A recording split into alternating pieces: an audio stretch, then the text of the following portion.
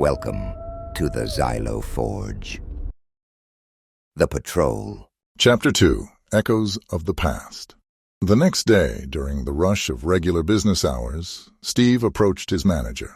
"The noises from the top floor," he began, watching as his manager's face tightened. "What are they?"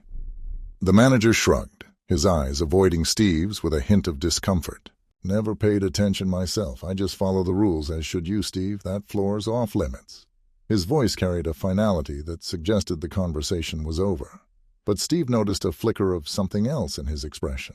Fear, perhaps, or was it annoyance? Unsatisfied, Steve arrived at work early the next day and spent some time asking around.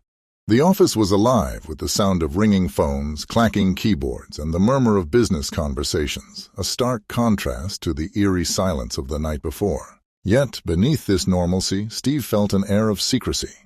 Each employee he spoke to seemed indifferent or showing avoidance. "It's just not part of the job," one said, shrugging. "We focus on our work, not on ghost stories." Steve decided to make small talk with staff in another office, casually bringing up the top floor. Most gave him curious looks or laughed it off, saying things like, "Oh, that's just old building stories," or "Don't you know that buildings make noises as they get older?" and "You'll get used to the quirks here." Throughout the day, Steve found his gaze drifting upwards towards the ceiling as if he could see through to the mysterious top floor. He made a mental note to check the company's archives, or perhaps local records for any information on the building's past. As night fell again, Steve resumed his patrol. The building was now like a silent giant around him. The noises returned, louder and more insistent. Steve went all the way up again and tried his keys on the top floor door, but none worked. Frustrated, he called out, "Hello? Is anyone there?" The only response was the eerie symphony of sounds, now familiar yet still chilling. Weeks stretched into what felt like an eternity, each night shift blurring into the next, and the routine of his patrol bringing with it a psychological torment. The mysterious noises from above became a relentless siren's call, a puzzle he couldn't abandon and had to solve, echoing in his mind long after he went home night after night.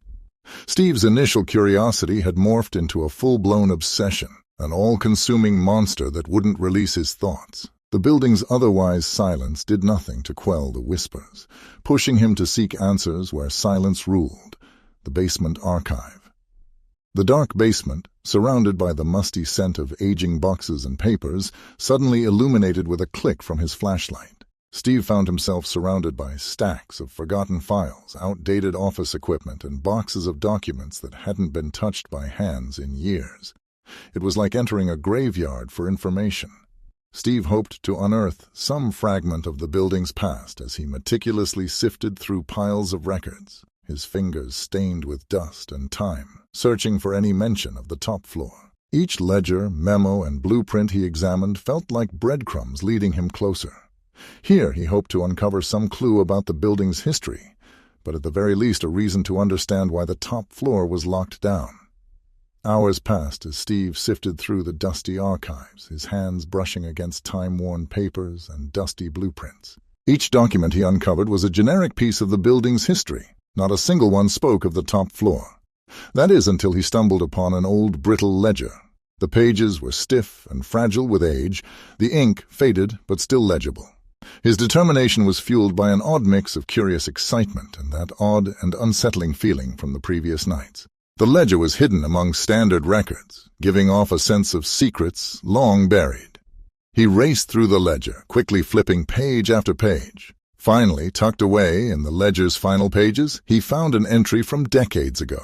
It detailed renovations on the top floor, renovations that were abruptly halted with no explanation provided. The urgency of the note and the lack of any clear explanation sent a chill down Steve's spine. What could have been so dire that it warranted such expediency and secrecy? The archives, a silent witness to the building's past, offered no more answers, a bitter disappointment leaving Steve with more questions than when he started. The final entry was dated and signed off by a name that had no meaning to Steve.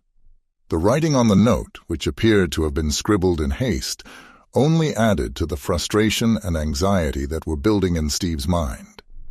Project terminated. Seal it off.